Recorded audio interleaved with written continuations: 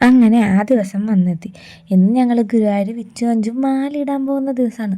കല്യാണം കഴിഞ്ഞിട്ട് ഇപ്പോൾ 1 വർഷം ആവാറായി. ഇപ്പോഴാണ് ഇവർ മാല ഇടുന്ന അത് നേർച്ച തീർക്കാൻ വന്നിരിക്കുന്നത്. സമയം കിട്ടണ്ടേ. അങ്ങനെ ഞങ്ങളെല്ലാവരും റെഡിയായി ലിഫ്റ്റിൽ നിന്ന് താഴെ ഇറങ്ങാണ്.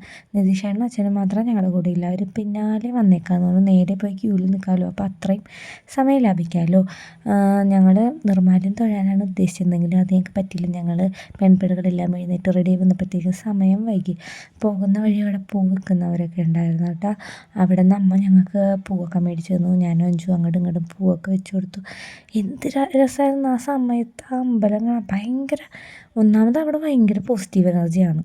അതിൻ്റെ ഇടയിൽ കൂടി നമുക്ക് ആ ഗോപുരം കാണുമ്പോൾ തന്നെ നെഞ്ചിൽ ഇങ്ങനെ ഇങ്ങനെ ഭയങ്കര സന്തോഷമായിരുന്നു. എന്താണെന്ന് എനിക്കറിയില്ല. ചിലപ്പോൾ ഈ നേരത്ത് കണ്ടുകൊണ്ടാണോ എന്ന്. ഈ നേരത്തൊന്നും ഞാൻ ഇങ്ങനെ പോയിട്ടില്ല. കല്യാണത്തിന് മുമ്പ് ഞാൻ വെളുപ്പിന് അമ്പലങ്ങളിൽ പോയിരുന്നു. കല്യാണം കഴിഞ്ഞിട്ട് ഇപ്പോൾ ഒരു 6-6.5 വർഷമായിട്ട് ഞാൻ ഈ വെളുപ്പിന് പോക്കൊന്നുമില്ല. പിന്നെ ഗുരുവായൂർ സ്പെഷ്യലാണല്ലോ. ഗുരുവായൂർ ചെല്ലുമ്പോൾ തന്നെ എന്തൊരു പോസിറ്റിവിറ്റിയാണ്. അങ്ങനെ ഞാൻ ഈ വെള്ള സാരിയാണ് കേട്ടോ എടുത്തിരുന്നത്.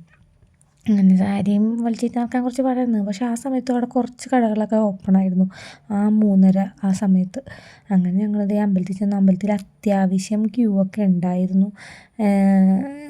ഇപ്പുറത്തെ ലൈനിലാണ് ഞങ്ങൾ നിന്നത്. അങ്ങനെ ഞാനും ഇവരുടെ ഒപ്പം ക്യൂ നിന്നു. പീലിയുള്ളതുകൊണ്ട് എനിക്ക് തൊഴാൻ പറ്റില്ല. എന്നാലും ഞാൻ ഇവരുടെ ഒപ്പം ക്യൂ നിന്നു. അപ്പോൾ ബാക്കി വിശേഷങ്ങളായിട്ട് അടുത്ത ഷോർട്സിൽ കാണാം.